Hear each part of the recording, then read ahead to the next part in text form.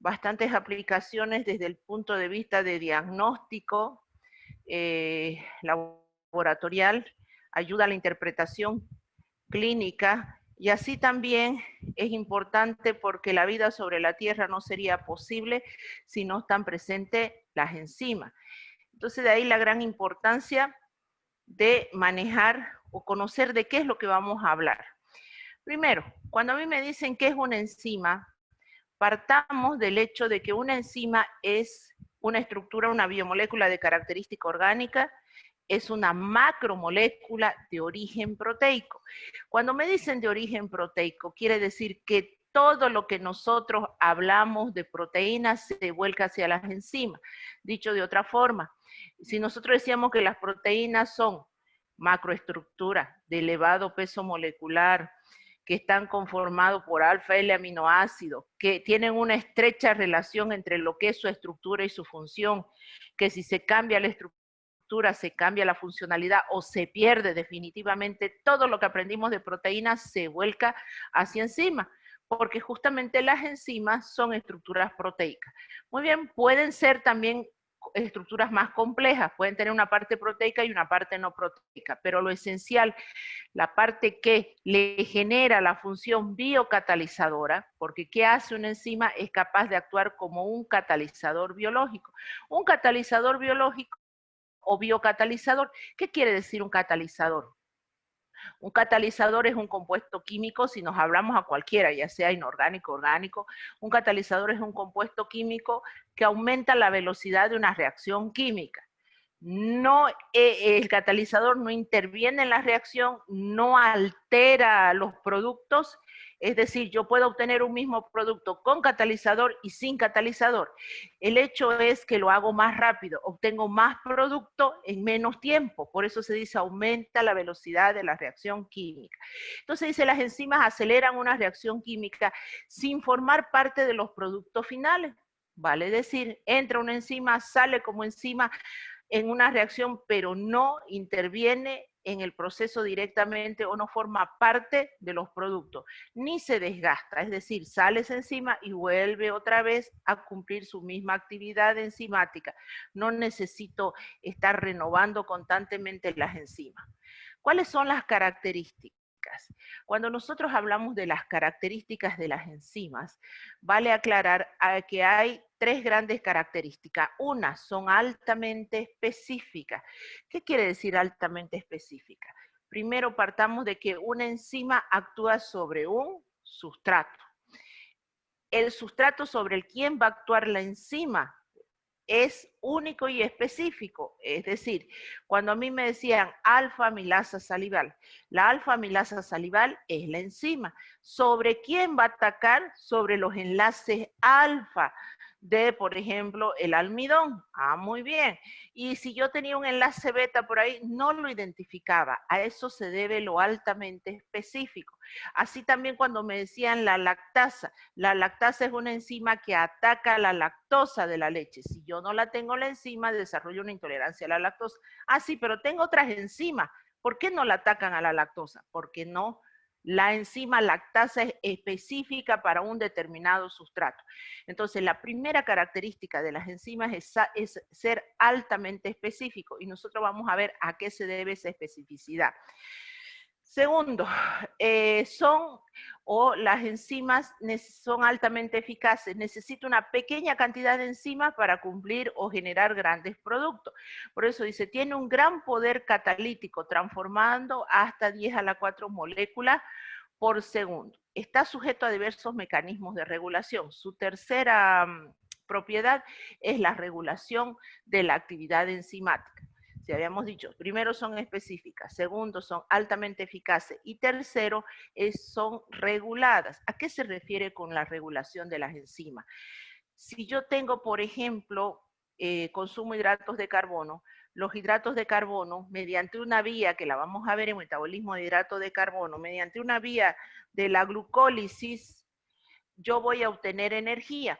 Sin embargo, yo puedo consumir una alta cantidad, una dieta rica en hidratos de carbono, y no quiere decir que mi célula todo el tiempo van a hacer glucólisis. No, en el momento que ellas cumplen su necesidad energética, automáticamente las vías metabólicas, la vía metabólica de la glucólisis se regula, se para, se va a parar gracias a la presencia de hormonas como la insulina, va por ejemplo el glucagón me inhibe la glucólisis y me potencia, la que me potencia es la insulina. Muy bien, entonces en ese caso, si yo quiero inhibir la vía de la glucólisis, va a actuar una hormona, el glucagón. Ah, no, yo quiero, mi cuerpo necesita activar la vía de la glucólisis, va a actuar la insulina. Entonces así se regula. 1, 2, se regula de acuerdo a la cantidad de sustrato y a la cantidad de producto. ¿Qué quiere decir eso? Yo voy a tener vía de la glucólisis si no tengo hidratos de carbono. No, no la voy a tener. Asisten todas las enzimas. Entonces, no se dará vía glucolítica si yo no tengo presente el sustrato inicial, que en este caso es la glucosa. O dicho de otra manera también, yo puedo sintetizar glucógeno. Tanta cantidad de hidrato de carbono que consumo, una parte de esto se ocupa para energía de mi célula y una parte se guarda como glucógeno, ya sea hepático o muscular. Entonces, la síntesis esa de ese glucógeno se va a originar gracias al aumento de la concentración del sustrato, vale decir la glucosa, que es la materia prima para sintetizar el glucógeno. Si no hubiera esa glucosa, yo voy a tener dificultades para sintetizar glucógeno. Esa es una manera irregular. O por la cantidad de producto, dice, tengo tal cantidad de ATP, de energía, y yo sigo consumiendo hidrato de carbono, no quiere decir que mis células van a quedar súper energetizadas. Ellas no. Mis células van a reaccionar y van a generar tanto producto como mi cuerpo necesita. Entonces, esa cantidad de producto me va a regular la vía correspondiente, en este caso de la vía de la glucólisis. Muy bien, se para la vía de la glucólisis y se va a activar otra vía. Se activará la vía de síntesis de glucógeno. Tengo la cantidad de glucógeno necesario, no voy a sintetizar más. Se para la vía del glucógeno, cantidad de producto suficiente y se potencia otra vía, que es la síntesis de triglicéridos, porque yo le sigo dando el sustrato. Entonces, fíjense que la regulación de las enzimas se puede dar por la cantidad de sustrato, por la cantidad de producto, por las hormonas, o se pueden dar por otras enzimas que las vamos a ver, que se llaman enzimas alostéricas. Muy bien, entonces veamos, hagamos lo siguiente. Son tres las grandes características de las enzimas: especificidad, eficacia, altamente eficacia y la regulación. Todo esto que está aquí se refiere a eso. Pues vamos a ir viendo. Aquí dice, por ejemplo, solo cataliza una reacción química determinada. ¿A qué se refiere? Altamente específica. Algunas, sin embargo, dice enzimas, pueden actuar sobre otro sustrato y si se da el caso, y que son ahí cuando se dan las inhibiciones, pero es porque la enzima es engañada o burlada por estructuras prácticamente similares o homólogas al su sustrato. Entonces, en este caso, la enzima es engañada porque la estructura que está entrando es muy similar a su sustrato. En este caso, la enzima obviamente que la vía se va a parar, porque si ese sustrato que ingresa no es parte de esa vía, yo tengo que se paraliza porque no voy a obtener los productos secuenciales. Catalizan las reacciones químicas en los seres vivientes a gran velocidad en condiciones muy moderadas de temperatura, pH y presión, etc. ¿Por qué habla en condiciones de temperaturas moderadas, de pH? Habla porque la enzima es una proteína, y no se olviden que habíamos dicho que las proteínas se desnaturalizan de forma reversible o de forma irreversible. ¿Por qué se desnaturaliza una enzima? Ya sea por una proteína por factores externos, pH, temperatura, compuestos químicos. Entonces, en mi cuerpo, yo necesito que se mantenga la temperatura moderada entre los 37 y 40 grados centígrados máximo, es lo que aguantan las proteínas de mi cuerpo, y ni qué decir las enzimas. Un pH óptimo va a depender de qué enzima esté hablando. Cuidado, no es a decir que el pH óptimo de las enzimas es 7, porque hay enzimas que actúan a nivel ácido, como la pepsina, que actúa en presencia de ácido clorhídrico de un pH 0,8, 1, 2 en el jugo gástrico. Entonces, el pH va a depender de qué enzima esté hablando. Entonces, esos factores que afectaban a las proteínas afectan también a las enzimas. Muy bien, no se consume en la reacción pudiendo actuar una y otra vez, que era lo que había dicho, entra como enzima y sale como enzima. Su producción está directamente controlada por los genes. ¿Por qué dice su producción está controlada por los genes? Porque es una proteína. ¿Quién me da el molde para sintetizar las proteínas? El código genético. Entonces, lo que hace una enzima cuando a mí me dice aumenta la velocidad de una reacción química, aumenta la velocidad, generalmente, a ver, yo necesito que ustedes esto lo entiendan, para que no mecanicen y digan, ¿qué es una enzima? Un biocatalizador. ¿Y qué es un biocatalizador? Y Una se quedan enzima. ahí. Entonces, cuando ustedes tienen una reacción química cualquiera en laboratorio, si tuviéramos laboratorio estaríamos haciendo alguna práctica, pero ya algunos de ustedes han tenido oportunidad de ver en colegio o en algún momento que para generarse un producto, suponiendo que este es el producto, y yo necesito generar el producto, voy a necesitar de dos reactivos, reactivo A, reactivo B. Muy bien, eso lo coloco en un tubo de ensayo. ¿Y qué tengo que hacer para que se forme este producto?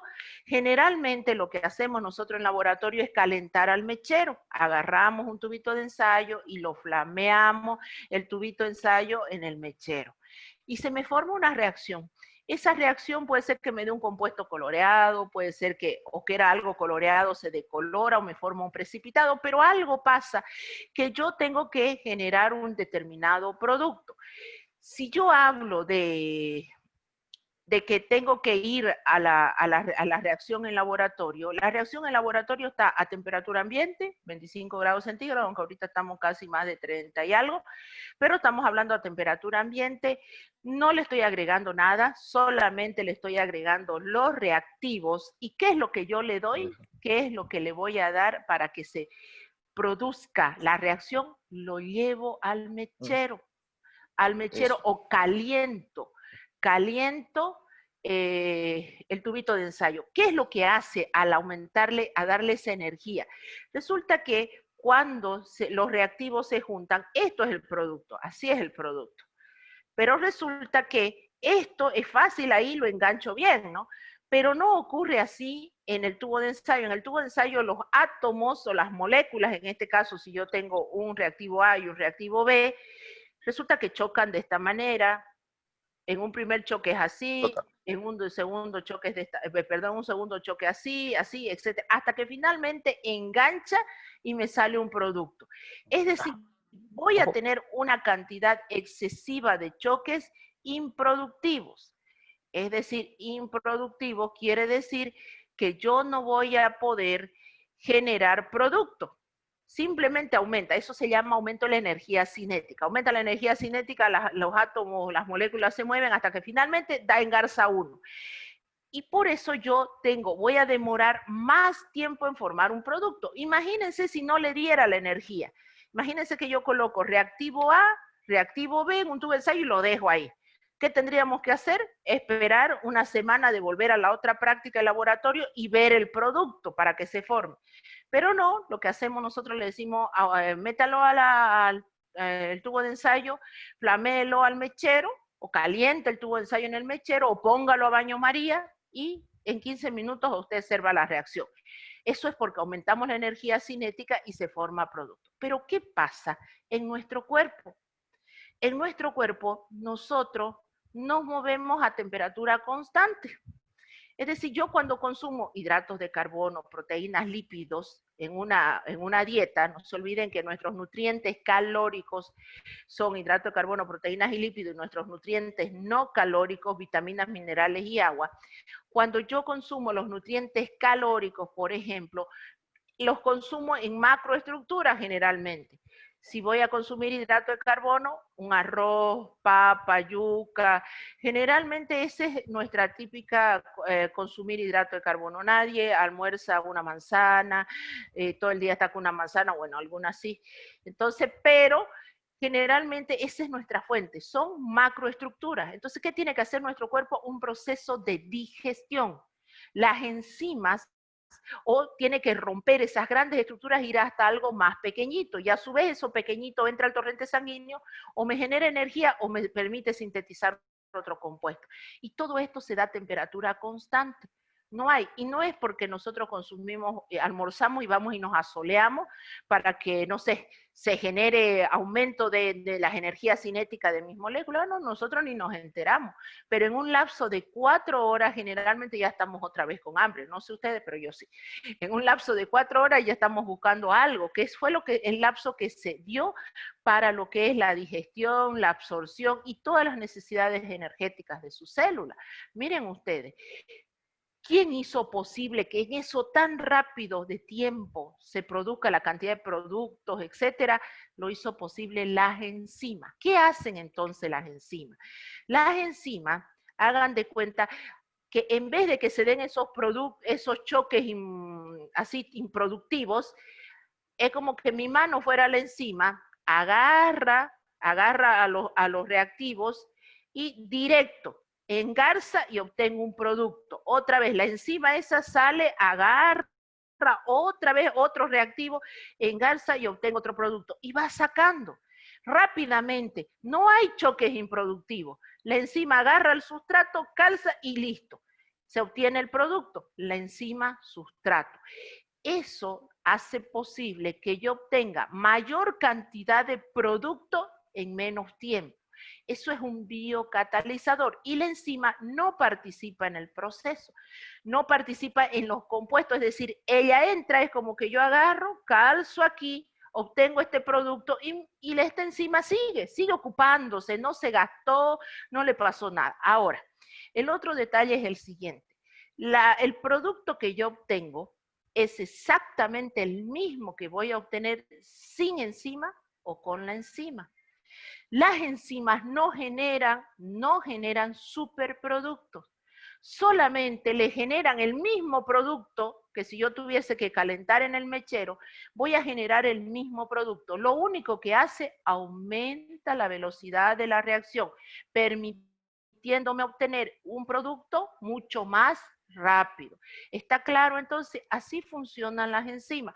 Y después la próxima clase voy a tratar de buscar una imagen donde vea cómo es que en realidad hacen posible eso, disminuyen la energía de activación, etcétera.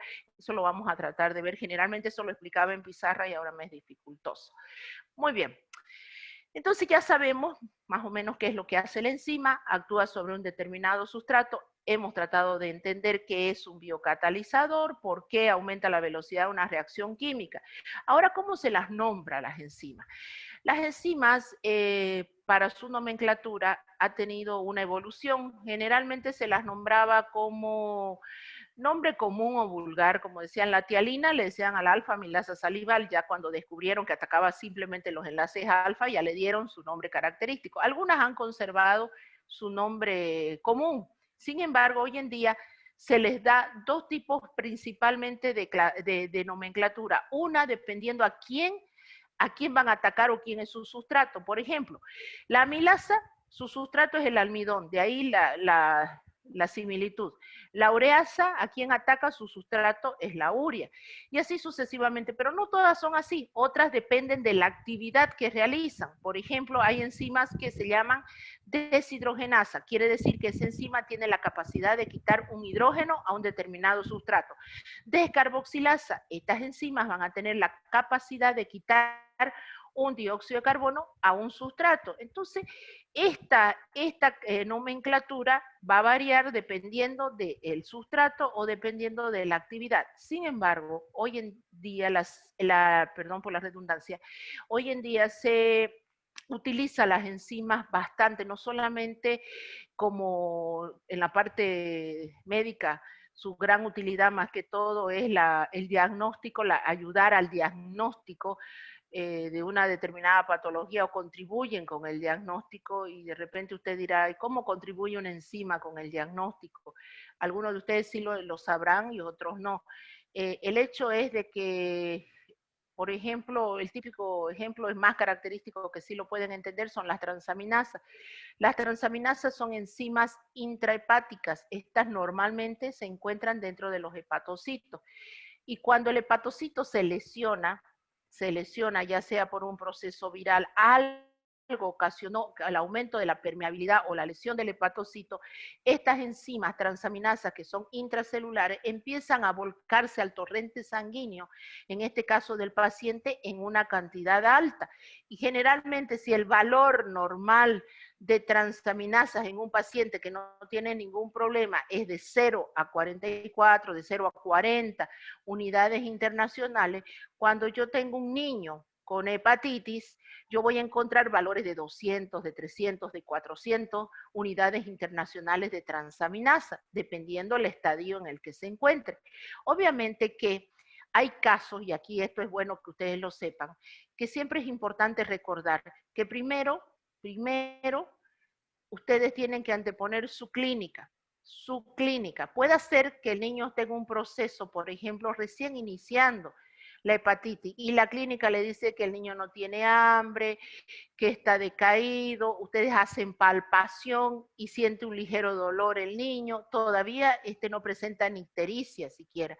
Entonces, y piden por ahí un laboratorio transaminasa y le sale en el límite, le sale 40 o le sale 41, no tan significativo como una hepatitis, pero su clínica, su anamnesis, ya le está a usted gritando que hay un proceso a nivel hepático, que hay una alteración a nivel hepático. Bueno, pues usted tomará todas las recomendaciones, le dará a la madre, etcétera, y le pedirá un nuevo análisis de acá una semana o de acá unos días y verá cómo, si realmente usted estaba sospechando que era una hepatitis, sin entrar a pedirle la dosificación de la hepatitis A ni nada por el estilo, no le estoy diciendo que usted tenga una posta, tranquilo.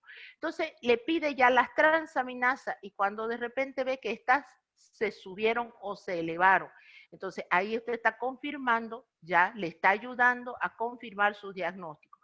En muchos casos, por eso dicen, contribuyen al diagnóstico. En otros casos, hacen al diagnóstico.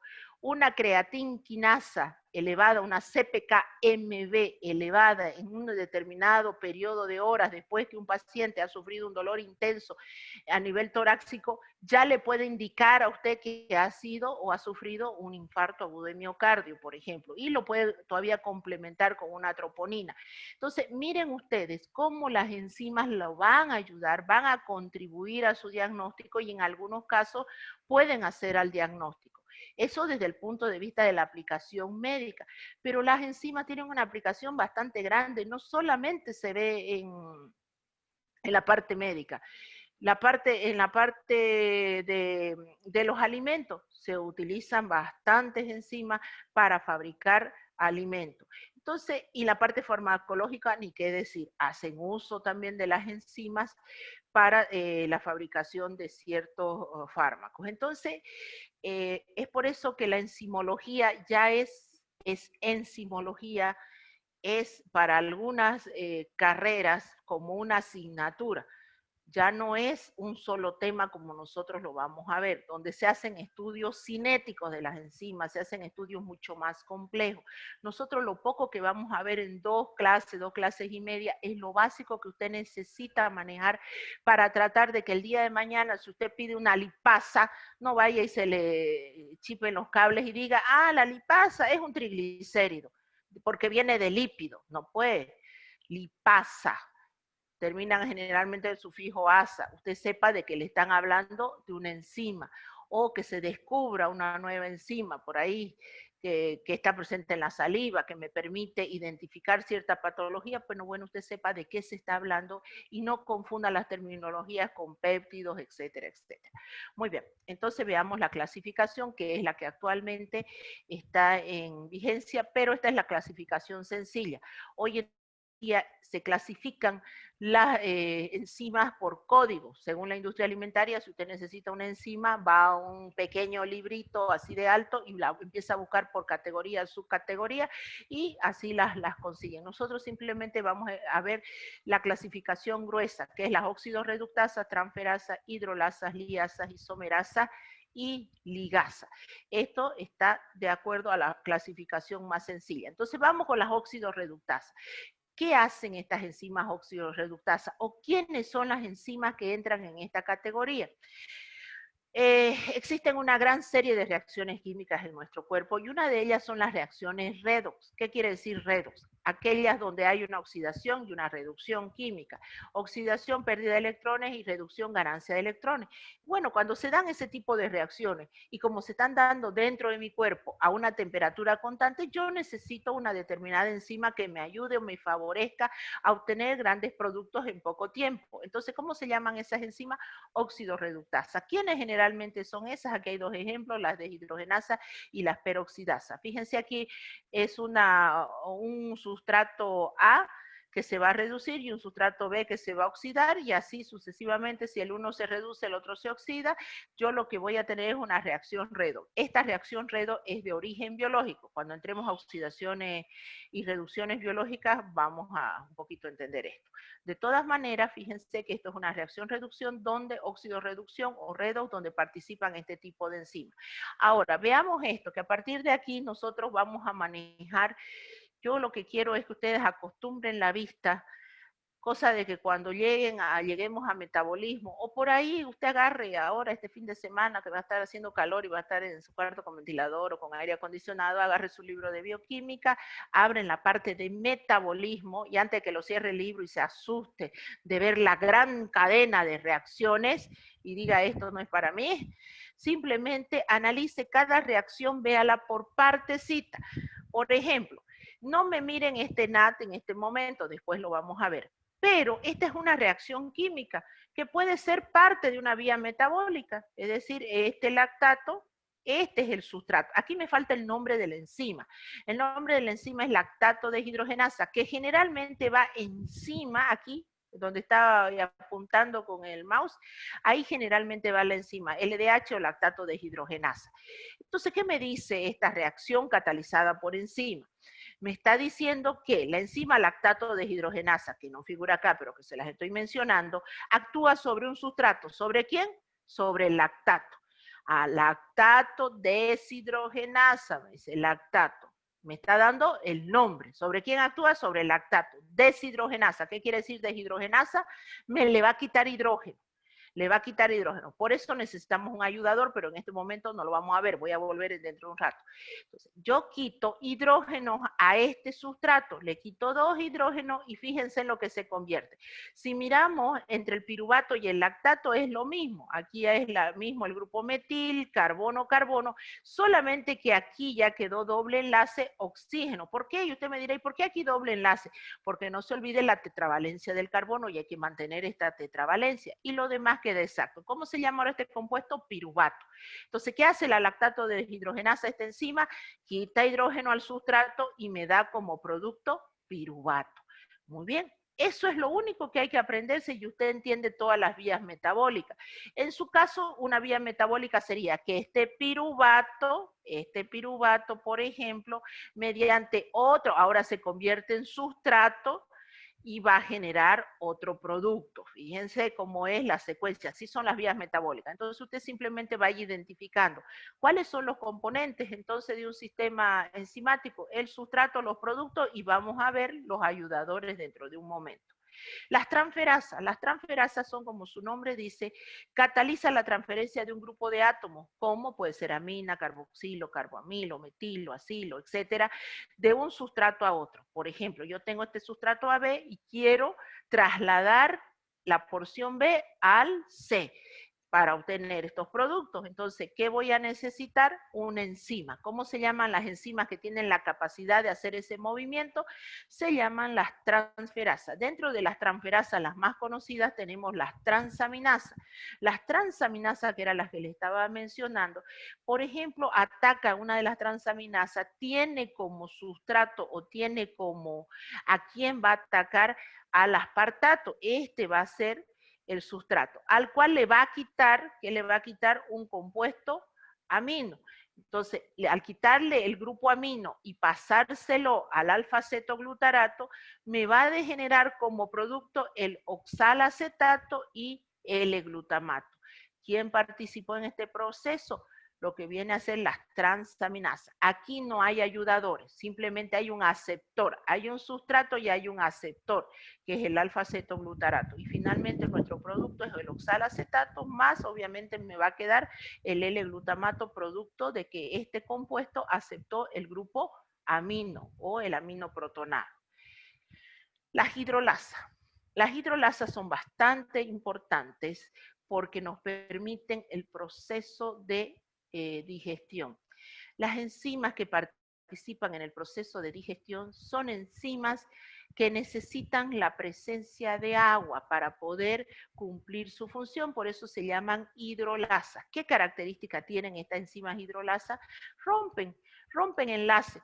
Por ejemplo, las enzimas que degradan el almidón, la alfa-amilasa salival, ¿qué enlace rompe? El enlace glicosídico. La pepsina, ¿qué enlace rompe? Enlace peptídico. Entonces lo que hace es romper estructura. Y aquí me mencionan algunas. Por ejemplo, algunas enzimas que cumplen o que son hidrolasa. Entonces aquí tenemos nuestro sustrato en presencia de agua, yo voy a tener un producto. Y aquí hay uno diferente, es la formación de urea. La formación de urea, gracias a la enzima ureasa, va a tener la capacidad de tomar al sustrato L-arginina en presencia de agua, quita un compuesto, se forma L-ornitina y me genera el producto principal, que es el elemento de desecho, que es la urea. Ahí tenemos un ejemplo de las hidrolasas diferentes del proceso de digestión que ya ustedes conocen. Las liasas o sintasas catalizan las reacciones de ruptura o soldadura de sustrato, es decir, de un solo sustrato yo parto la estructura y obtengo dos, esas se llaman liasas. Ahí me dan un ejemplo, la anhidrasa carbónica, la deshidratasa, la aldolasa, pero veamos el ejemplo de la reacción. Esta, la fructosa 1,6-bifosfato, es un compuesto, un metabolito intermediario de la vía de la glucólisis. Esta estructura es altamente energética porque está cargada con dos grupos fosfato. Entonces, la molécula se parte. Como la fructosa es una cetohexosa que está formada por 6 átomos de carbono y tiene como parte de su estructura el grupo cetónico, cuando se parte me genera las dos triosas. Una es el gliceraldehído y la otra es la dihidroxicetona. La enzima que participa acá es del tipo de las liasas. Ahora, antes que me olvide, una de las características en las reacciones es que cuando yo veo doble flecha así, me está diciendo que la reacción es reversible. Es decir, que yo puedo ir de fructosa 1,6-bifosfato a la triosa y de la triosa a la fructosa 1,6-bifosfato. Las isomerasas. Nosotros habíamos visto cuando estudiamos proteínas, cuando estudiamos hidratos de carbono, los isómeros. Y si usted me dice, ¿de qué isómeros me está hablando? No capto de qué isómeros. Habíamos visto, ¿se acuerdan? En los hidratos de carbono, los isómeros, los enantiómeros, los anómeros, los epímeros, etc. Igual cuando habíamos visto proteínas, habíamos hablado de los isómeros, los enantiómeros. Entonces, en este caso, yo puedo interconvertir un isómero de uno en otro. Por ejemplo, cuando nosotros decíamos que la manosa es un epímero de la glucosa en el carbono 2, o cuando decíamos la galactosa es un epímero de la glucosa en el carbono 4, yo tengo una enzima epimerasa que va a ser posible la interconversión de esa glucosa en galactosa o la galactosa en glucosa. Y aquí tenemos la hidroxicetona, el gliceraldehído 3-fosfato, que son estructuras tautoméricas entre sí, que los tautómeros son un tipo de isómero. Es decir, yo puedo convertir una cetosa en una aldosa o una aldosa en cetosa. ¿Quién va a participar en este proceso y que se da en la vía glucolítica? Es un tipo de isomerasa. Las ligasas o sintetasas. Las ligasas o sintetasas tienen la particularidad de utilizar al ATP. Utilizan al ATP para poder generar las reacciones de síntesis, dice, dependiente de energía, es decir, donde esté participando esta molécula altamente energética, yo voy a tener enzimas de tipo ligasa, por ejemplo, la piruvato carboxilasa, la DNA ligasa, y vamos aquí a nuestro ejemplo. El L-glutamato es capaz de formar la glutamina en presencia de una molécula altamente energética ATP. En este caso, ¿qué me está diciendo la reacción? Que es irreversible. ¿Por qué es irreversible? Porque la flecha va en un solo sentido. Es decir, que yo no puedo volver a juntar ADP con fósforo, obtener ATP y el L-glutamato. No, la reacción va en este único sentido. El L-glutamato en presencia de amonio y la molécula altamente energética me forma la glutamina ADP más fósforo y va en ese sentido. Y la enzima que participará ahí va a ser una enzima de tipo ligasa o sintetasa. Muy bien, hasta ahí hemos visto la clasificación de las enzimas, las reacciones, quiénes catalizan, qué es lo que más nos interesa, cuáles son las características de cada una de las enzimas de acuerdo a su clasificación. Ahora vamos a ver la naturaleza química de las enzimas. Cuando a mí me decían que las enzimas son de naturaleza proteica, obviamente que hasta ahora está establecido que es así. Es decir, todas las proteínas, yo les pregunto a ustedes, a ver, ¿todas las proteínas son enzimas? ¿Qué dicen? ¿Todas las proteínas son enzimas? No. No, perfecto. No, ¿por qué? Porque hay proteínas que no son enzimas, como la hemoglobina, la mioglobina, los anticuerpos no son enzimas. Pero, ahora la inversa, ¿todas las enzimas son proteínas? Sí. ¿Ves que no hay doble implicancia? Pero hoy en día, hasta no hace mucho, a fines del siglo pasado, porque ya estamos en el siglo XXI, empezaron a descubrir nuevas cosas. Y sabrá Dios que el día de mañana, quizás cuando ustedes ya estén trabajando como médicos y por ahí se van a hacer una especialidad a otro país, o les llegan revistas de divulgación científica, se vayan descubriendo nuevas cosas y vayan matando lo que ya tenían en mente. Es decir, por ejemplo, se decía que todas las enzimas, todas en un 100% eran proteínas.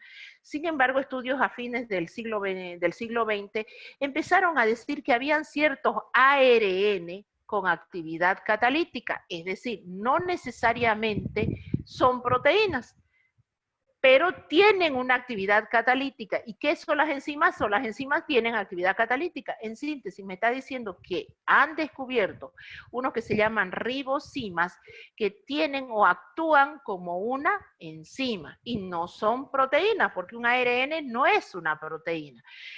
Si bien es cierto que hay alguna controversia con respecto a esto, porque dicen, no, es que ese es un ARN como el nucleolar, por ejemplo, que era el que también está en discusión.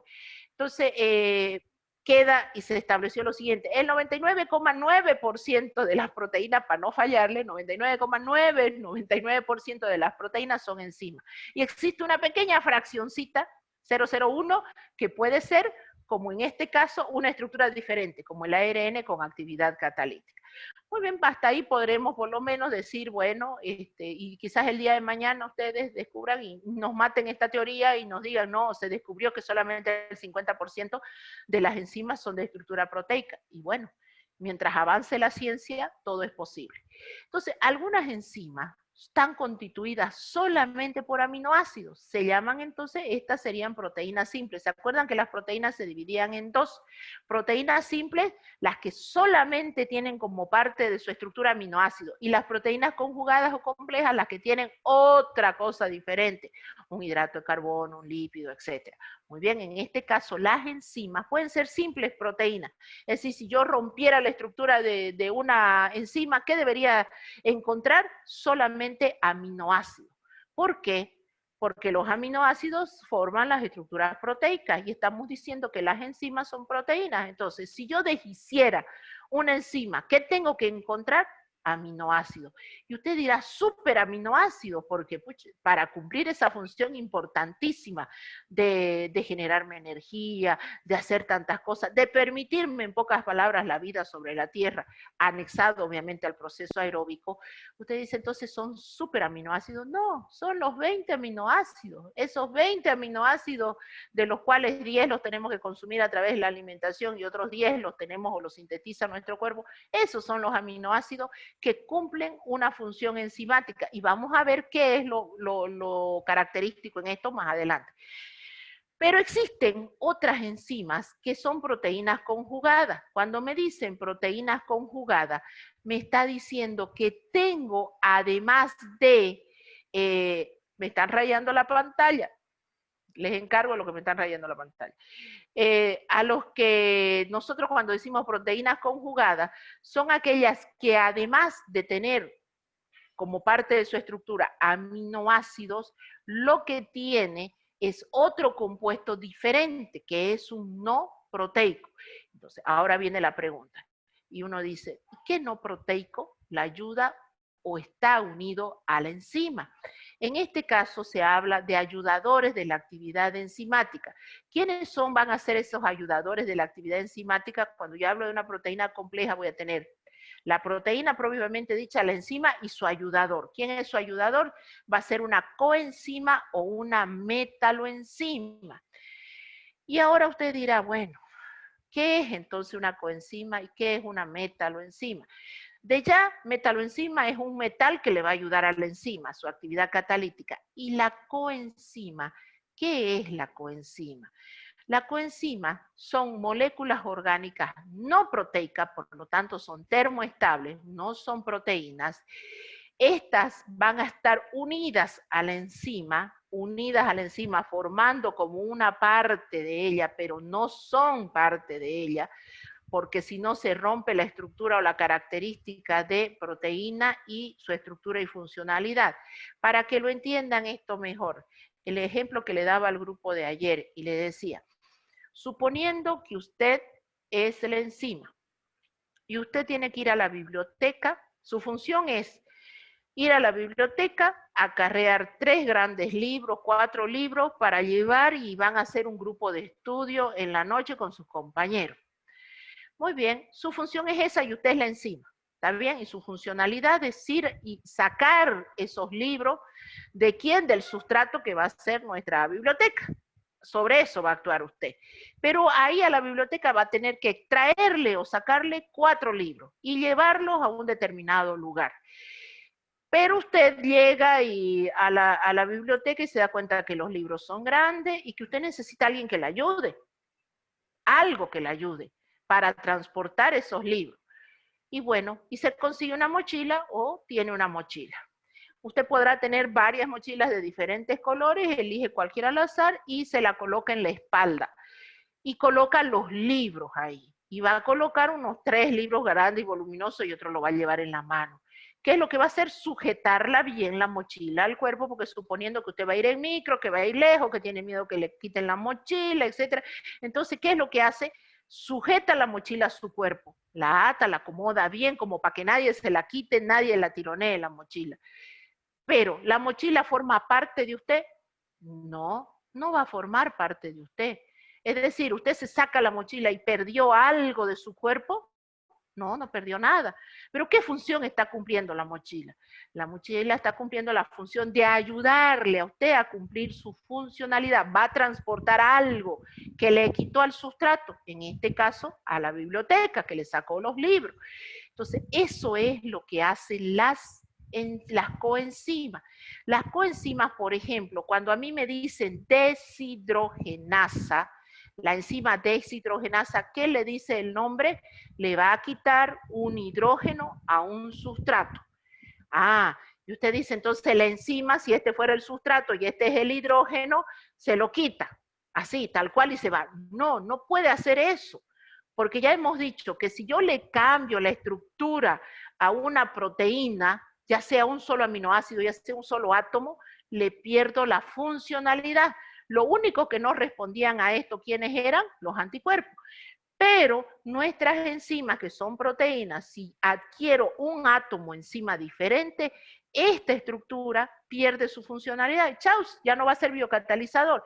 Entonces necesita alguien que sea el que transporte el hidrógeno que yo le voy a quitar al sustrato. ¿Quién va a hacer eso? Va a ser una coenzima, alguien que esté pegadito a él y lo agarra de un lado, hagan de cuenta que eso sea, lo agarra de un costadito, si esta es la coenzima, agarra, y esta sería la enzima, agarra de un ladito al hidrógeno, se lo quita al sustrato y lo lleva. Entonces, eso es lo que hace la coenzima, permitiendo que la enzima mantenga su estructura. Y la coenzima es la que carga con los elementos que yo voy a retirar, así como su mochila va a cargar con los libros, pero está pegada, está formando parte. Entonces, a esto es lo que viene lo siguiente. El sistema completo de la enzima con la coenzima se llama holoenzima. Y entonces yo tendré que la enzima total, vale decir usted y la mochila, va a ser usted, que va a ser la proteína propiamente, conocida como apoenzima, que es la parte proteica termolábil, y la coenzima, que va a ser la mochila, que es no proteica, no es parte de su cuerpo, no es un ser vivo y es termoestable. Entonces, miren ustedes, el conjunto de estos dos me lleva a que la enzima pueda cumplir su actividad. Ahora, la pregunta es, entonces usted me dirá, ¿todas las enzimas tienen esa característica? No, no todas las enzimas tienen esa característica. Son enzimas específicas que las vamos a ver ahorita, que ahí están, son las oxidorreductasas, las transferasas, las isomerasas y las ligasas, las que van a poder tener como ayudadores a las coenzimas. Entonces miren ustedes, ahí está la apoenzima, la coenzima, y esta es la que va a ayudar o va a permitir cargar sobre sí los elementos. Pero ¿de quién estamos hablando? Entonces usted dice, bueno, ya me habló de la coenzima que ayuda a la enzima sé que es una proteína, estuve como medio mes estudiando las proteínas, pero ¿quién es la coenzima? ¿Qué compuesto químico es? ¿Cómo se llama?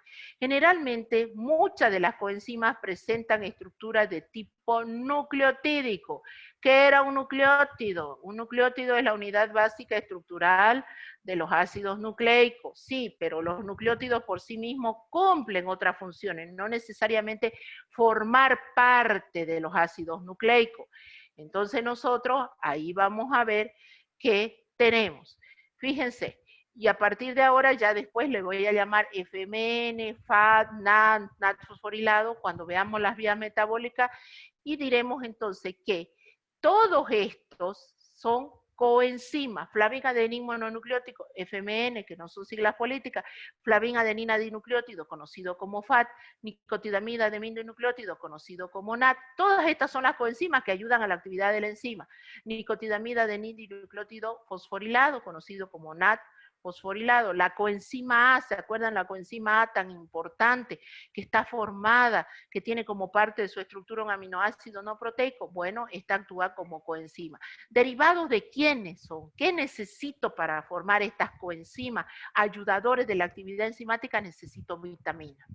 De ahí el hecho, y de ahí es importante que usted diga, porque cuando a ustedes le dicen, las vitaminas aportan energía, no, no me aportan energía, por favor, maten ese tabú. Peor ahora que todo el mundo quiere tomar vitaminas y no falta el que viene y le pregunta a usted, estudiante del área de la salud, y le dice, me estoy engordando, es porque estoy tomando estas vitaminas. No, las vitaminas no le aportan calorías a su cuerpo, son nutrientes no calóricos. Y de repente usted dice, sí, pero es que yo la estoy viendo que se engordó, mi amiga, se engordó una barbaridad. ¿Pero por qué se engordó? Resulta que porque comió, pues. ¿Y por qué le dio hambre? Ah, bueno, uno por la cuarentena y otro porque generalmente, nosotros decimos que las vitaminas son precursores de la coenzima. Una enzima no va a poder trabajar si no tiene su ayudador. Esas enzimas que necesitan sí o sí su ayudador, es como que usted llega a la biblioteca, se encuentra con los 4 libros y dice, ¿y ahora cómo los voy a llevar? Trata de cargarlos con su mano y dice, no, me voy a ir en el micro lleno y con 4 libros, no, ni idea. No la llevo, no llevo los libros, pues que venga uno a uno a llevar los libros, porque yo no puedo. Entonces las enzimas no podrán cumplir su función si no tienen a esa coenzima.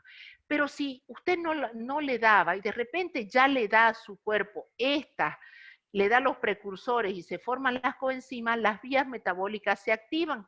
Cuando se activa una vía metabólica, ¿qué me pide? Un sustrato. ¿Cómo yo le doy sustrato a mi cuerpo? A través de la alimentación. Entonces las vías metabólicas están activas y me están pidiendo sustrato, me mandan señales al cerebro, tengo hambre, dice, tengo hambre, que no hay que confundirlo también con sed. Tengo hambre, ¿hambre de qué? De que le está pidiendo los sustratos necesarios. Y si usted le da en grandes cantidades, claro que se va a engordar porque aumentó su dieta a hipercalórica. Pero esto, el solo hecho de consumir la vitamina, no le tiene por qué aumentar de peso. Entonces usted dice, ¿por qué es necesario las vitaminas? ¿Qué función cumplen si no me dan energía? Una de las grandes funciones es que son precursores de las coenzimas. Y las coenzimas, que son ayudadores de la actividad enzimática, de esas vías metabólicas que nosotros vamos a estudiar en metabolismo, no serían posibles sin la presencia de esta. Ahora veamos cómo actúan estas coenzimas. Ya para terminar en este gráfico, voy a volver para atrás y les dije, aquí está. Ahora sí podemos ver claramente. Si yo le digo, esta es una reacción enzimática, aquí me falta la enzima lactato deshidrogenasa, y le digo, ¿qué es esto? El sustrato. ¿Cómo se llama? Lactato. ¿Qué viene a ser el NAT? El NAT viene a ser la coenzima que ayuda a la actividad de la enzima lactato deshidrogenasa.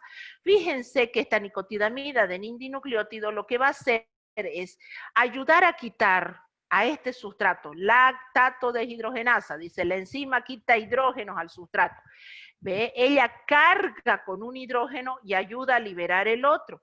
Entonces, así yo obtengo un producto que se llama piruvato. La enzima sigue como lactato deshidrogenasa, ella no carga ningún hidrógeno, porque si cargara los hidrógenos sobre sí, pierde su estructura, pierde su característica de proteína. Entonces, ¿quién le ayuda? El NAT. En la nicotidamida de N-dinucleótido se convierte en nicotidamida de N-dinucleótido hidrogenado o protonado, dice. Entonces yo voy a obtener sustrato, coenzima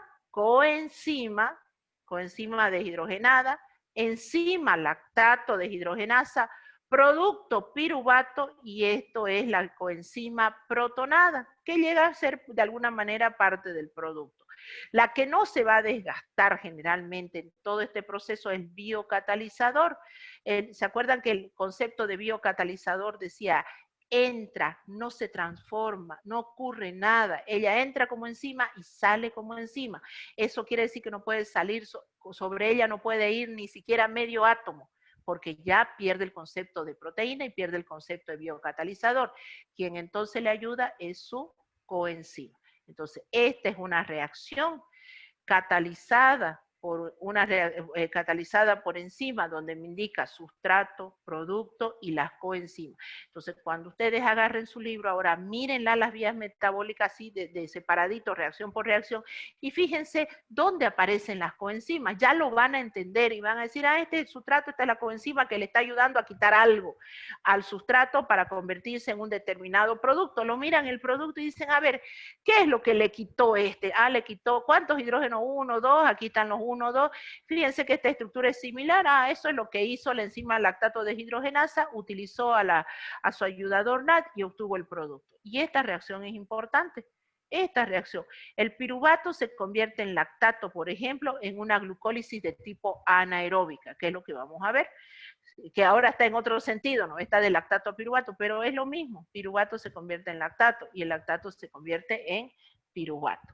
Muy bien, entonces, eso era lo que me interesaba que manejen ahora, esos conceptos bien básicos de lo que vienen a ser las enzimas, sus ayudadores, para que entendamos todos los procesos que van a venir de lo que viene a ser la parte ya de vías metabólicas. Y para terminar, las metaloenzimas, que habíamos dicho que hay enzimas que no necesitan una coenzima, sino necesitan un metal para que los ayude a cumplir su función. Entonces son enzimas que contienen iones metálicos en su molécula, las cuales van a ser sí o sí indispensables para cumplir su acción catalítica. Así como las otras enzimas necesitaban de las coenzimas, estas necesitan de los metales para cumplir su función. En este caso, fíjense, tenemos un listado de qué tipo de metales necesito. Y aquí viene el hecho también de por qué son importantes los oligoelementos. Fíjense, el zinc participa o ayuda a la enzima alcohol deshidrogenasa anhidrasa carbónica. El magnesio es requerido por enzimas que utilizan ATP como cofactor, cobre, selenio. De ahí el hecho de que ahora se le está dando mucha importancia a este tipo de bioelementos que forman parte de la materia viva.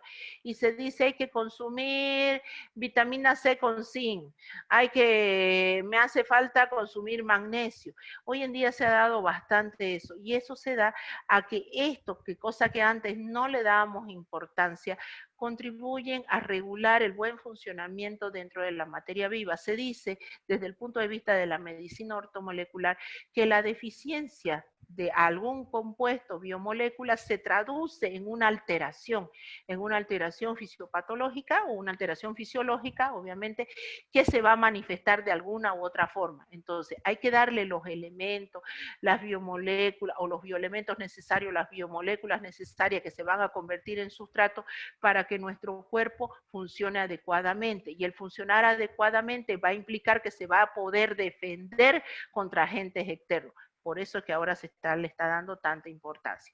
Entonces, ahí termino con las metaloenzimas y ya concluiría ya todo lo que viene a ser la próxima semana. Muy bien, muchachos, ahí concluimos la clase. Puede dejar de grabar su compañera, porque lo que voy a hablar ahora es para indicarles qué vamos a hacer sobre la parte práctica, para que eso ya no... Tengo entendido que ya los han dividido por grupos, ¿no ves? En todos, de 1, de 2 y de 3, o un solo grupo. Me pasaron de un solo grupo la subdivisión. A ver, ahorita me voy a fijar. Sí, doctora, de uno ya tenemos. Sí, el de 1 ya tienen, perfecto. Sí, ese es el que me pasó su auxiliar, Yamile Mollo, es la primera que me ha pasado la subdivisión. Vayan preparando sus temas. Yo les pasé a cada auxiliar, le pasé las indicaciones de cómo vamos a hacer. Por favor, a ver, ustedes van a preparar su tema correspondiente, lo preparan en PowerPoint porque no queda de otra, pero por favor, ustedes han visto en la medida que yo les doy, no se los empiezo a leer punto y coma los PowerPoint. Cuando usted domina, yo siempre he sido enemiga, les digo la verdad, siempre he sido enemiga de estos, de los PowerPoint. Yo siempre he dado pizarra. ¿Por qué? Porque es muy fácil ponerse a leer, que yo empiece uno por uno, leer todo, y eso implica que yo no lo manejo el tema, y que lo único que hago es sentarme a leer lo que he pasado, lo que he transcrito, y esa no es la idea. La idea es que usted lo domine y que vaya guiando a su auditor, a su invitado, a su receptor, lo vaya guiando conforme usted vaya mostrando las cosas y los va explicando, y no que se ponga a leer punto por punto. Para ese caso le pasa la proyección y se acabó. No tiene por qué. Entonces, la recomendación es que si usted van a preparar en PowerPoint, procuren dominarla la parte, explíquensela a sus compañeros. A veces uno pasa de lo que está escrito, lo pasa directamente al PowerPoint, y si usted lo lee tal cual, quizás sus compañeros no lo entiendan, pero usted que ya ha venido leyendo el tema, que se hace experto en ese tema, puede explicarlo y hacerle mediante ejemplo, o como sea, llegar en este caso a sus compañeros. Uno, eso. Van a grabarla la clase. La van a grabar, los auxiliares la tienen que grabar. Y como son, digamos, cinco personas por su grupo, en algunos serán menos. De los 5 personas, supongamos que tres personas asistieron a la exposición y otras 2 no. La nota se divide entre los 3 y los que no participaron no tienen nota. Y usted me dirá, ¿y cómo vamos a saber que se? Porque usted va a agarrar y va a decir, por ejemplo, me toca metaloenzima, me voy a inventar, ¿no? Ay, metaloenzima, yo soy Julana de tal y voy a empezar a hablar esto. Listo, viene la siguiente. Muy bien, yo voy a empezar con este otro punto, qué sé yo, coenzimas, mi nombre es tanto y yo voy a empezar con coenzimas. Explica. Va a la otra parte. Muy bien, mi nombre es tanto y yo voy a hablar lo último, los casos clínicos, etcétera, etcétera. Y listo, y eso va a estar grabado. De manera tal que eso lo vamos a subir a la plataforma, me lo van a pasar esas clases, y todos los temas de exposición con los casos clínicos que ustedes van a averiguar, etcétera, se va a subir a la plataforma, de manera que todos van a tener los 6 temas, porque el examen de laboratorio va a ir incluido de lo que ustedes van a exponer. Y no quiero que digan después, ay, que justo ese día que yo no pude, que yo no esto, que no, que se me cortó el internet, que no lo tengo. Bueno, va a estar grabado. Y la grabación a mí me va a permitir ver realmente quiénes son las personas que han participado, porque ustedes van a hacer esta interacción con los auxiliares. Generalmente, las exposiciones eran conmigo en el laboratorio, eran netamente conmigo. Sin embargo, los auxiliares se dedicaban a la parte práctica. Yo les explicaba qué era lo que iban a hacer en la parte práctica. A la siguiente clase venían los auxiliares con los materiales y trabajaban con ustedes. Ya yo no venía. Y a la siguiente clase exponían únicamente conmigo y los auxiliares no aparecían. Esa era una manera en la cual trabajábamos simbióticamente y nos colaborábamos con los auxiliares. Ahora, como no hay prácticas de laboratorio, no hay, porque no hay cómo ir a presencial y no las vamos a poder hacer las prácticas, pero sí les encargué a sus auxiliares que por lo menos les expliquen alguna de las prácticas que se las expliquen simplemente, también se a grabar, etcétera, para que por lo menos tengamos una idea de lo que pretendíamos hacer en la parte de laboratorio. Y las exposiciones, porque ellos necesitan presentar un informe de sus actividades que justifique su pago, al igual que los docentes. Entonces, ellos van a interactuar con ustedes a través se las he pasado las exposiciones a ellos para que interactúen ustedes con ellos. Van a exponer, quizás hasta expongan mejor, porque a veces cuando estaban conmigo se ponían nerviosos. Entonces, van a exponerle a sus compañeros y la van a grabar la clase de manera tal que me la van a pasar a mí, yo la voy a subir a la plataforma y de paso va a quedar constancia de que ustedes tienen ahí su puntaje. Ahora, el que no vino y aparezca, sí, me aparezca ahí en el subgrupo y diga, yo estaba en el D1 en el tema de proteínas totales o en el tema de perfil lipídico, pero usted ahí en la grabación ni aparece, usted no expuso, no tiene nota, solamente van a tener nota los que expongan. ¿Está bien? ¿Alguna pregunta? Y no se olviden, su PowerPoint también lo van a pasar, lo van a subir todo para que tengan la información general y tengan para estudiar en el examen de laboratorio. Guía no va a haber. A ver, otro de los detalles. Me preguntaban los auxiliares, ¿y va a haber guía? No, no va a haber guía, no tiene sentido, pues si no vamos a hacer práctica. No tiene sentido, porque en la guía lo que hay es más espacios en blanco, simplemente para que usted rellene lo que hizo en la práctica, esquematice lo que vio al microscopio y todo eso. ¿Para qué? No tiene sentido. No tiene sentido que gasten la plata que ahora no hay para estar comprando una guía, que tampoco cuesta cara, pero igual, no tiene sentido. La guía no la vamos a utilizar, no van a presentar guía, para eso están los prácticos que me están pasando, esos prácticos que me han pasado vía la plataforma y vamos a ver si hacemos otro y con eso vamos a tener puntaje de guía, puntaje extra, etcétera, etcétera. ¿Está bien? ¿Algo más? ¿Algo que me quieran preguntar sobre la práctica? Sobre doctora, la exposición es individual por alumno, o sea, la nota de exposición va a ser individual de cómo cada estudiante o es grupal. Por grupo, grupal. Eso es para que aprendan a trabajar en equipo.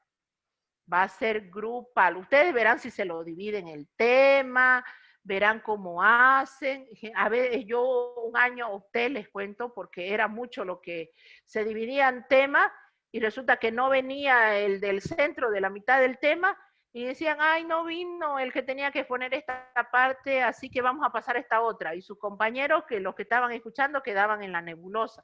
Entonces yo opté ese año, agarré y les dije, no se me divide en temas. Yo voy a empezar, a los que están presentes, Julano, empiece a exponer. Termine, le cortaba uno, ahora pase usted. Y pasaba el siguiente y continuaba la exposición. Es decir, tenían que dominar todo el tema. Todo el tema lo tenían que dominar. Eso me llevó a que el siguiente año pongámosle, de 100 alumnos que tenía, me pasaron a 50 alumnos más o menos. Nadie quería inscribirse conmigo porque le tenían terror a las exposiciones. Pero era la única manera para que no se aprendan de memoria el poquito ese y todo lo demás del compañero que le tocaba no sabían. Teníamos una ronda de preguntas después que se terminaba la exposición, siempre yo agarraba y le decía al curso, ¿tiene alguna pregunta para su compañero? Algunos no preguntaban nada, otros preguntaban algo con lo que habían expuesto. Bueno, si ustedes no tienen preguntas, les voy a preguntar yo. Entonces empezaba a hacer algunas preguntas o complementábamos. pero la nota es grupal. Si son 5, no vienen 2, la nota se divide en los 3. ¿Y qué quiere decir que sea trabajo en equipo? Aprendan a trabajar en equipo, por favor. Por eso la idea, bueno, que no les dije a los auxiliares, que la idea era que ustedes se reúnan por afinidad de trabajo y no por afinidad de charla, de amistad, ni nada de eso. Si usted sabe que Julanita de tal es bien aplicada, bien trabajadora, y usted va a poder hacer un buen equipo de trabajo, no equipo de farra, ni equipo de fines de semana, ni nada de irse a parrandear, equipo de trabajo, se haya juntado con ella o con él y hacían un buen equipo de trabajo. Lo importante aquí que se quiere rescatar con las disposiciones y lo que siempre se ha querido rescatar, que usted aprenda a trabajar en equipo. Cuando usted llega al hospital, cuando llega a un centro de salud, va a tener que aprender a trabajar en equipo. Eso implica que desde el personal de limpieza forma parte del equipo de salud, le guste o no le guste. Usted es un cirujano experto, pero su quirófano todo contaminado porque la de limpieza no hizo bien su trabajo, chao su cirugía. Y lamentablemente, ¿sobre quién va a caer la responsabilidad? Sobre usted, que van a decir, le ha de haber dejado algo adentro, qué es lo que pasó, la cirugía mal, y no, simplemente todo el medio estaba contaminado. ¿Quién es responsable de eso? La de limpieza. Entonces, para usted es imprescindible el trabajo en equipo. Hable, vea, que necesito un quirófano bien esterilizado, necesito esto, bien bajo estas condiciones.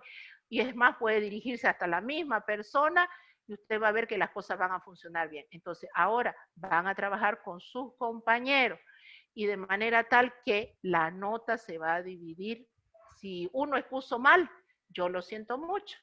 Yo sé que algunas personas se molestan y dicen, no, pero es que ¿por qué? Pues no es justo, yo me preparé bien y la otra se puso a leer y no, ni siquiera leía, porque a otro le pasan el PowerPoint de la noche a la mañana y empieza que no puede ni leer las palabras que están en él, porque no tiene idea de qué, y empieza a tartamudear en lo que está leyendo.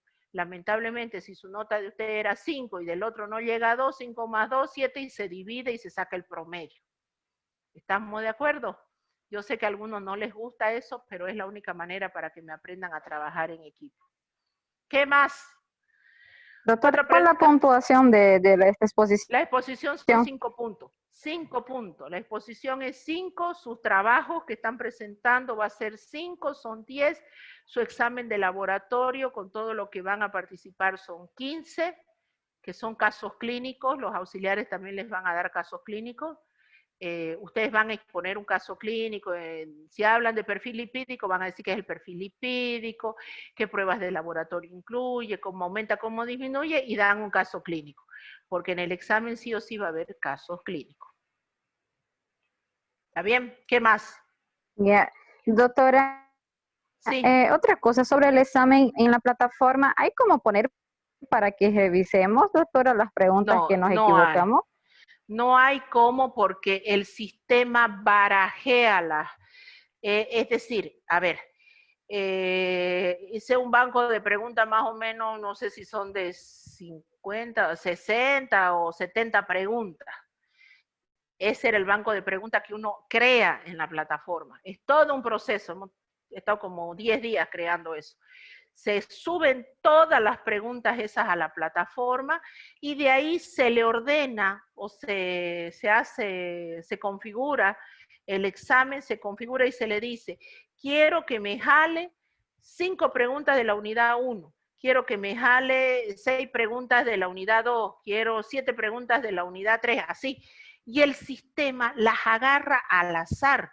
Ni siquiera yo no sé qué pregunta le tocó a usted, ni qué pregunta le tocó a su compañera, las hace totalmente aleatorio, todo. Y es más, quizás a alguna de ustedes le salió lo mismo que a su compañera, solamente la misma pregunta, pero ¿qué hace el sistema? Barajea la respuesta. Si para usted era el inciso A la respuesta, para su compañera va a ser el inciso B. Y usted dice, ¿pero por qué? Porque las barajeó, le cambió de lugar nomás. Es decir, por decir. Pero doctora, es que en la plataforma no le da la opción, por ejemplo, las preguntas que nosotros respondimos, ahí mismo nos da, digamos, cuál equivocamos. Simplemente sale marcado. Porque negativo, en las otras positivo. Materias igual. Es que solamente sale positivo y negativo, no sale más. Le sale negativo, le sale una crucecita de negativo, o le sale utiqueado bien, 3.3, nada más. No le sale la pregunta, no le sale la pregunta con este. No sé si será Classroom lo que les han hecho, pero en esto lo que he visto es que directamente sale el tiempo, lo que les pasé, le saqué la foto yo, le saqué la foto y se las envié. El tiempo que entraron, cuando ingresaron, cuando salieron, y le dice 23 minutos y 10 segundos. Y al lado le sale una chorrera larga de las 33 preguntas y le sale tiqueado, por ejemplo, uno tiqueado, el otro mal. Solamente le dice, no le indica la pregunta, le da la respuesta. Es decir, ni la respuesta, le sale el puntaje. Le sale 3.03 o le sale 0, tiqueado con menos. Y usted se va a acordar de todas las preguntas, no se va a acordar de todas las preguntas. Y además es porque yo he jalado de un banco de preguntas de más o menos 70, 80, algo así, o 60, ya ni me acuerdo, hice tantas que ya ni sé cuántas hice. Entonces yo no sé cuál le habrá tocado a usted, cuál le habrá tocado a su compañera, esa fue la idea. Ahora, quien hizo solamente 6 preguntitas para una unidad, 6 preguntitas, y pidió que la jale el sistema de esas 6 preguntas, no hay mucha variabilidad. Yo me he tomado 10 días haciéndole el examen a ustedes, así que cuando me piden otro examen, yo no vuelvo a hacer otro examen. No hago otro examen. Algunos me decían, ¿otro examen? No, me he tirado 10 días para hacer ese examen, para tener que hacer otro. Así tenga que jalar de del mismo banco. Yo no me confío. Yo tendría que hacer otro banco, así cambie una palabra. Es bastante pesado, les cuento. Doctora, una pregunta. Sí. Respecto a los que no pudimos entrar a la plataforma y no dimos examen. Yo conversé, pero ¿por qué no pudieron entrar a la plataforma? La verdad, doctora, parece que para mí el sistema se colapsó porque yo revisé el internet, entré a Zoom por medio de mi Wi-Fi y entraba bien, entraba a cualquier página, pero a la hora de entrar a la de la Gabriel, entró, pero a la hora de entrar al examen, la contraseña me salía incorrecta, la escribí en mayúscula, entonces, la escribí en minúscula. Algo ha metido mal, porque le cuento que yo me comuniqué con la del DT y le dije, había alumnos que no podían ingresar. Entonces, y le puedo mandar lo que ella me reenvió, me dijo que no puede ser eso, que no puede ser. Si en un subgrupo, por ejemplo, en el D1, me voy a inventar en el D1, entraron la mayoría y uno no entró, dos no entraron, algo están haciendo mal. Porque no puede ser que todos los demás puedan habilitar. Ahora, otra cosa sería que directamente todo el grupo o todo el grupo D no haya podido abrir nadie. Y todos me digan, no se puede abrir, no se puede abrir, nadie lo pudo abrir, quiere decir que lo configuré mal el examen, que la plataforma se colgó, que se ha dado casos en que nadie ha podido rendir examen. Por eso estaban diciendo que hasta un docente agarró colocarlo hasta las 3 de la mañana un examen porque no pudieron abrir el examen, no en esta carrera, ¿no? En otra carrera. Entonces, en ese caso, que era lo que me decía la encargada, la licenciada Maeli, me dijo, no puede ser, no puede ser que no hayan podido ingresar. Si le ingresó 1 o 2 alumnos de él, es que sí o sí, me dijo, la plataforma se abría. Han de haber cometido algún error, algo han hecho mal. Metió mal la contraseña, algo ha hecho mal, porque no puede ser que la mayoría ingrese y 1, 2 o 3 no hayan ingresado al examen. Le comento que ese es el hecho. ¿Qué más? Yo veré más adelante si tomo un examen oral a la 1 o 2, pero no sé si lo vería correcto, porque hasta me dijo si se cortaba el internet, que ese era el otro, yo le dije, si se cortaba el internet, dice que la plataforma le lanza. El internet se cortó, pero pueden seguir avanzando, pueden seguir haciendo, y automáticamente el internet vuelve, o se reenvía lo que usted hizo. Automáticamente se reenvía, que eso es lo que me explicó también. Le dije yo, no será de que se les cortó el internet, no, se corta el internet y la plataforma le avisa que estás en internet, pero pueden seguir avanzando, y ni bien se restablece, se envía todo lo que han hecho. A no ser que se le haya cortado la luz, ya ese es otro cuento, ¿no? Se le cortó la luz y ahí ya no hay vuelta. Doctora. Sí. Doctora, perdón, a mí me pasó lo mismo, o sea, se me cortó el internet y casi en la pregunta 16 así, tengo incluso, le he sacado una foto para que usted lo pueda ver y resulta que después sí estaba como dice usted, pero después no se podía reenviar. Pero lo ha de haber reenviado seguramente, o bueno, es que ya lo envió, pues, es que No ya lo guardó, es que ya todo lo que usted hizo lo guarda y no guardan segundo intento. Es decir, usted responde una sola vez y no pueden responder otra. Hubieron casos, y fíjense que hubieron casos en que me salió doble y fue porque yo les di más tiempo. Tuve que ese momento, hubo que configurarlo para darle 7 minutos más.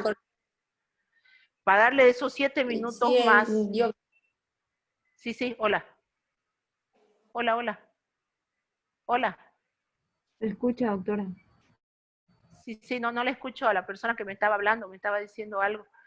De todas formas, yo les decía que cuando el sistema se corta, según lo que me explicaron, ¿y por qué no? De todas formas, si ustedes tienen duda, conéctense pues con la licenciada Maeli, que es la del DT, que tengo entendido que les ha dado capacitación a los estudiantes, ¿o no les ha dado a ustedes capacitación en las plataformas? ¿No han tenido capacitación? No, doctora. No. ¿Y por qué no pidieron a su centro interno? Allá los chicos de la carrera de bioquímica les han dado capacitación. En el grupo general, doctorita, en el grupo general mandaron así enlaces para tutoriales para poder saber cómo dar el examen. Entonces, pero bien, pues bien. Entonces les han mandado. Pero de todas formas, si quieren, yo les paso el contacto de la licenciada Maeli, aunque no sé si ella me permitirá darle a estudiantes el contacto porque es la ingeniera encargada del sistema. Y yo, con buena onda, ella me respondió porque era mi preocupación ante todas esas preguntas y ellas son los que manejan el sistema. Si ellos me dicen que esto no es correcto, que esto es así, ellos me mandan, y además la nota ya queda en el sistema, bueno, pues ellos son los que saben, yo no puedo ir, si ella me dice, no, si a alguien no le abrió el sistema y a los demás le abrió, algo hizo mal. El problema no es que usted lo configuró mal el examen, sino nadie lo hubiese abierto y sería su responsabilidad. La responsabilidad es de la persona que no supo entrar a rendir el examen. Ya, perfecto, bueno, es como que usted me llegó tarde al examen, más o menos. Esa es su responsabilidad. Es lo que me dio a entender ella. Así que yo les voy comentando. De todas formas, lo que no quiero decirles es, les voy a tomar otro examen. A los que no ingresaron, no lograron, no lo voy a hacer. No lo voy a hacer porque es re pesado hacer otro examen. Me ha tomado mucho tiempo elaborar para tener que sentarme a elaborar otra semana por alguien que no pudo meter bien la contraseña, quizás hasta su teclado no funcionaba bien y no marcaba la E y entró JM1964 o no marcó el 9, no marcó bien por los nervios y le rebotaba, ya sale mi responsabilidad. Así como también en el otro grupo se dio que nadie había entrado, había un grupo que no podía entrar al Moodle. ¿Dónde entro? ¿Cómo entro? ¿Dónde está? ¿Qué hago ahora? ¿Saben qué? Los otros alumnos que estaban escuchando gritaban y decían, quítele, póngale mute, que nos desconcentra, ¿cómo no van a entrar? Y después me reclamaron, así como yo les estoy haciendo pregunta a ustedes, varias me dijeron, en otra pues, doctora, que díganles que aprendan a entrar, porque no puede ser que nos han perjudicado, no podía concentrarme porque no preguntaban N veces cuál era la contraseña y seguían pregunta y pregunte cuál es la contraseña y me desconcentraban.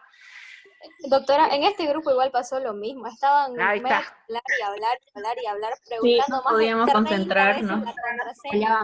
Por más que la habían mandado en el chat del grupo como 10 veces, seguían. Para que vean. Está silenciado del grupo, ¿no? Del Zoom. Nos desconcentraban mucho. Más de la mitad del tiempo se la pasaron pregunta y pregunte. ¿No ves? ¿Y por qué era eso? Porque metían mal la contraseña, porque la metían mal. Entonces creían que se habían equivocado y volvían a preguntar y ahí era que no ingresaban y bueno, pues, pero ven que esos detalles Por eso, chicos, les dije yo, prepárense. A pesar de todo, hay notas muy buenas. Hay notas de 85, hay notas de 68, hay notas buenas. Y que lo han hecho en el tiempo justo. Y menos tiempo todavía, 23 minutos ya han obtenido ese puntaje. Eso quiere decir que realmente esas personas estudiaron y no estaban a la expectativa de que termine otro compañero y le pase. Así termine otro compañero y le pase, no le iba a poder pasar porque las respuestas están barajeadas. Están completamente barajeadas los incisos, les voy avisando, así que si para usted era la A, quizás la misma, para su compañera la respuesta era la C. Ese ha sido el inconveniente y que muchos se han tropezado con eso. A mí en lo personal les digo, no me gustan las preguntas para encerrar, soy enemiga, soy de las preguntas abiertas. Yo cuando tomo mi examen, unas cuantitas para encerrar, para quitarle la amargura a los que les gusta, y después las de mayor puntaje, 5 puntos, 2.5, 3 puntos son las de desarrollo. Yo ahí realmente evalúo si el estudiante me leyó, me estudió, porque las de encerrar son puro copia. Por eso es que me tomé el trabajo de hacer un banco grande de preguntas. Felicito a los que se han sacado buena nota, a pesar de toda la bulla y de todo eso, que esperemos que en un segundo parcial no se repita. Aquellos que han tenido inconvenientes, vayan practicando, vean cómo hacen para entrar, vean que ya yo no les voy a habilitar micrófono. Otro detalle, faltó que no sé quiénes a las alturas tarde del partido recién me preguntaban, yo estuve esperando desde las 8:40 y nunca se abrió el examen. Yo le digo, pero si yo durante 3 clases les expliqué que iban a entrar por Zoom, que les iba a mandar la contraseña y que de ahí recién iban a poder abrir el examen. Ah, yo no sabía. Ya eso sale de mi esfuerzo, ya yo no tengo nada que ver. Si no asistieron a clases, no se enteraron que yo le iba a mandar vía Zoom la contraseña, ya eso ya no. Estuve esperando desde las 8:40 el examen. Y nunca se abrió el examen. Claro que nunca se le iba a abrir porque le pedía contraseña.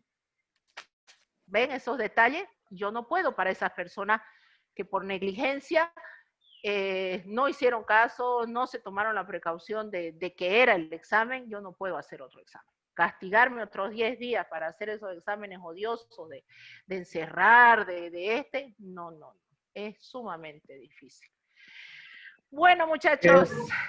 Doctora, una consulta. En el D1 tenemos 4 grupos de 5 personas y un grupo de 6. ¿No hay ningún problema? No, no hay ningún problema. En el D1. Lo Ya, importante es que máximo 6. No hay problema. Otra cosa con las prácticas.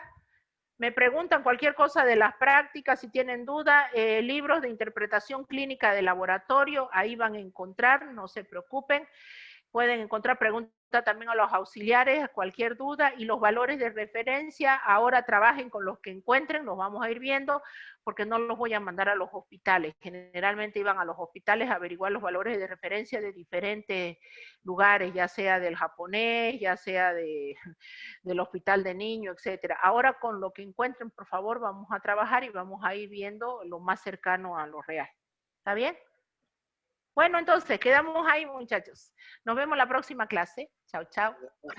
Chao. Listo, doctora. Doctora, hasta luego. Chao, hasta luego, hasta luego.